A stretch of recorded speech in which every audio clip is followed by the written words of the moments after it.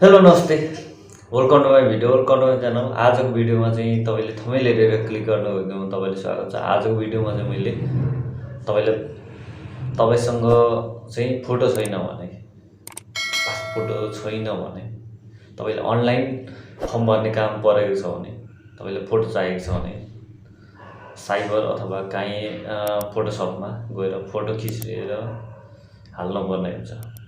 र यस्तो अवस्थामा चाहिँ तपाईँले आफ्नै मोबाइलबाट कसरी गर्ने, तपाईँलाई धेरै टाइम लाग्छ भने यो एकदम सर्ट टाइममा चाहिँ तपाईँले क्विक फास्ट चाहिँ पासपोर्ट बनाउने तरिका म सिकाउन गइरहेको छु। तपाईँले वान क्लिकमा 5 मिनटमा चाहिँ तपाईँले पासपोर्ट बनाएर तपाईँको तयार भइसकेको हुन्छ। र त्यो कसरी बनाउने त्यो तरिका म सिकाउने छु। यो भिडियोलाई पुरा भिडियो हेर्नु होला। पुरा भिडियो हेर्नु भने तपाईँले सजिलैसँगले बनाएर तपाईँको अनलाइन फर्म भर्न सक्नुहुनेछ। आउनुहोस् मोबाइल मैले डिटेल रूपमा बुझाउने छु। आउनुहोस् मोबाइल सिनतर्फ। यो च्यानलमा नयाँ हुनुहुन्छ भने लाइक सब्सक्राइब र सेवाको नोटिफिकेसनलाई अल राख्नु नभुल्नु होला। अल राख्नु भयो भने यस्तै जानकारी तपाईँसँग पहिलोपल्ट ल्याउनेछु। आउनुहोस् मोबाइल सिनतर्फ। आउनुहोस् मोबाइल सिनमा मैले चाहिँ क्रोम ब्राउजरलाई ओपन गरेँ।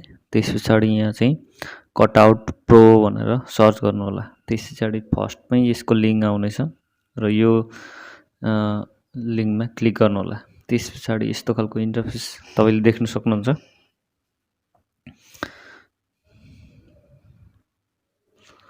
र त्यस पछाडि तपाईँले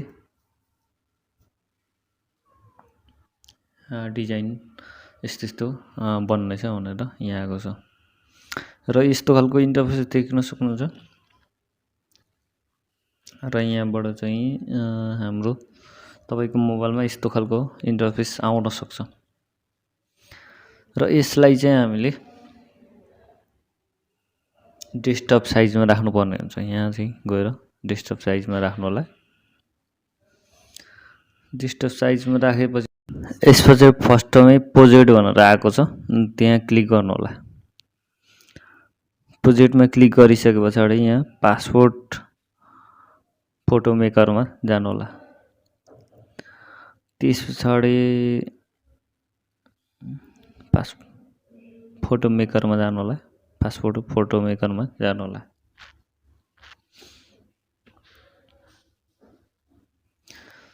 र त्यहाँ क्लिक गरिसके पछाडि यस्तो अपलोड इमेज भनेर आएको छ र यो इमेज चाहिँ मैले सिलेक्ट गरेँ। यस्तो इमेजलाई चाहिँ यो फोटोलाई चाहिँ मैले बनाउने छु।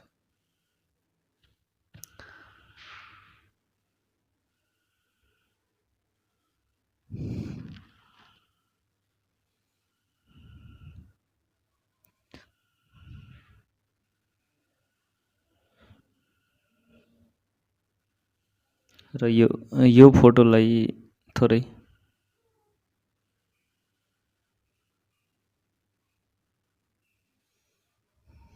चाहिँ मैले सिलेक्ट गरेँ। त्यस पछाडि थोरैले टाइम लिनेछ। त्यस पछाडि यस्तो खालको इन्टरफेस तपाईँको देखाउनेछ र फोटो यसरी यसले तयार गरेर हामीलाई दिँदैछ। यसले लाग्ने टाइम चाहिँ थोरै लिनेछ।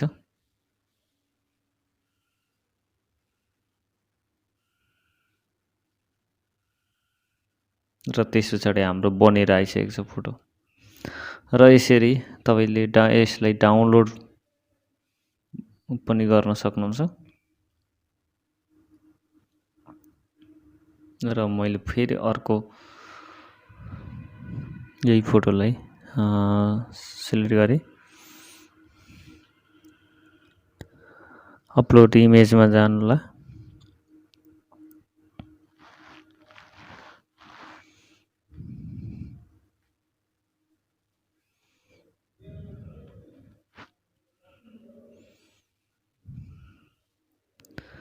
त्यस पछाडि यस्तो खालको इन्टरफेस देख्नुहुनेछ। फोटो बनेर र यो फोटोलाई चाहिँ यो खालको बनिन्छ।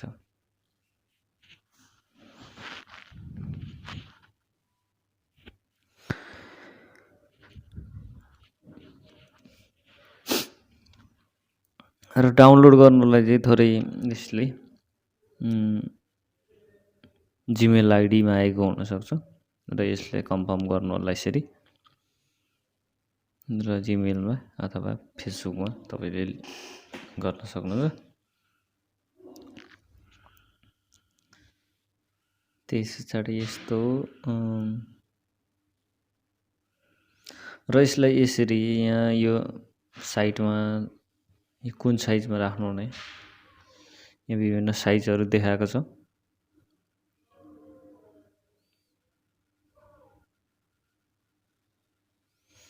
मैले यो साइजमा राख्ने भएँ अथवा जुनसुकै एउटा साइजमा तपाईँले राख्न सक्नुहुन्छ।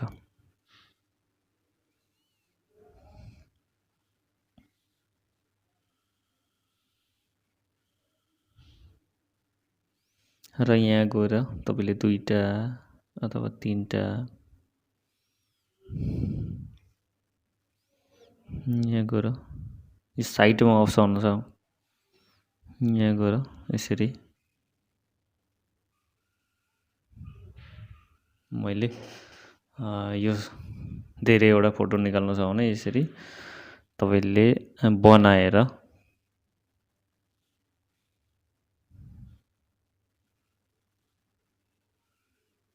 तुल्याउन पनि सक्नुहुन्छ।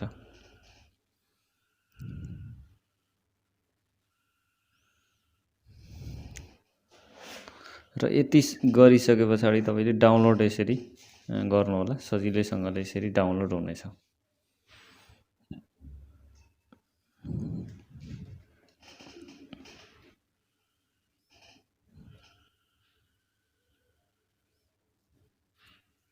वान क्लिकमा तपाईँले बनाउन सक्नुहुनेछ। र फेरि मैले अपलोड गरेँ एउटा फोटो,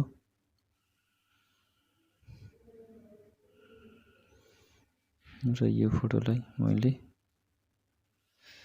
अहिलेकै फोटोलाई थोरै अर्को कपडा चेन्ज गरेर पनि राख्न सक्नुहुन्छ।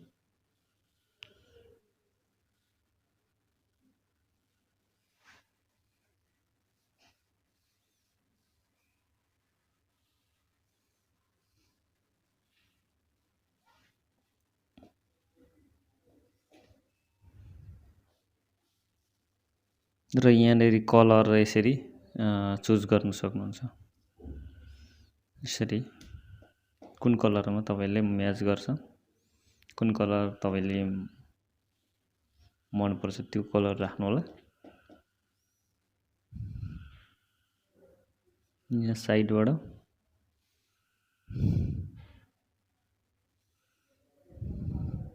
र यहाँबाट कपडा पनि तपाईँले कुनै एउटा कपडा पनि छानेर राख्न सक्नुहुन्छ।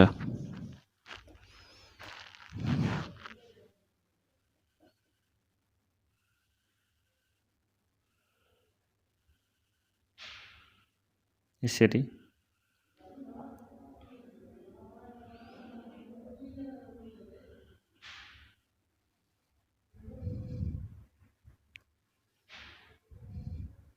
यसरी कोट लगाएको अथवा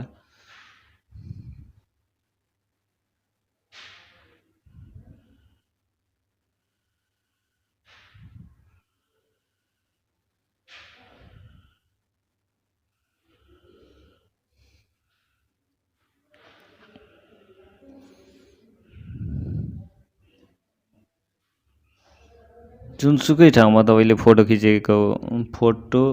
खिच्नुभयो पनि हुन्छ र सजिलैसँगले यसले ब्याकग्राउन्ड अटोमेटिक चेन्ज गरिदिन्छ अथवा चेन्ज गर्न मिल्छ।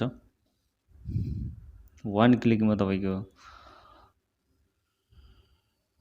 फोटो चाहिँ पासपोर्ट साइजमा बनाउन सक्नुहुन्छ।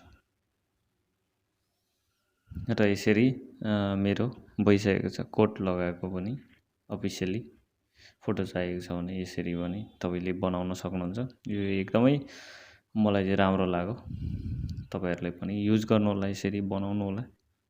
यसरी कलर चेन्ज गर्न सक्नुहुन्छ, जुनसुकै मन परेको कलर तपाईँले राख्न सक्नुहुन्छ। यति गरिसके पछाडि सेभ गर्नु होला सजिलैसँगले तपाईँको फोटो तयारै हुन्छ।